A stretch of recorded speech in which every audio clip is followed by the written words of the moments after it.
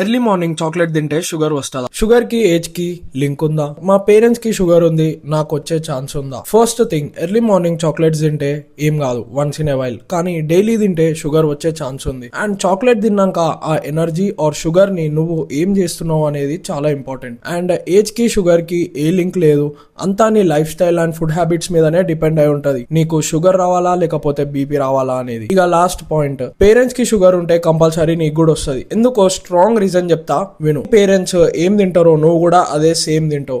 And నీ life style కూడా major గా అట్లనే బిల్డ్ అవుతుంది. షుగర్ రానికి హై ఛాన్సెస్ ఉన్నాయి. షుగర్ వచ్చినా రాకుండా ప్రివెంట్ చేసుకోవాలన్నా చాలా ఈజీ. డైట్ లో కార్బోహైడ్రేట్స్ మినిమైజ్ చేసి ప్రోటీన్ అండ్ ఫ్యాట్స్ యాడ్ చేసుకుంటే సరిపోతుంది. కానీ ఇండియా మొత్తం దీనికి ఆపోజిటే చేస్తుంది. అందుకే డయాబెటీస్ లో టాప్ లో ఉంది. మళ్ళా రైస్ మానేసి చపాతీ తింటాం అంటారు కానీ eggs and chicken, tofu, paneer గురించి ఎవరు మాట్లాడారు. ఈ రోజుకైతే ఇంతే. Signing off for the day. మళ్ళీ రేపు కలుద్దాం. బాయ్.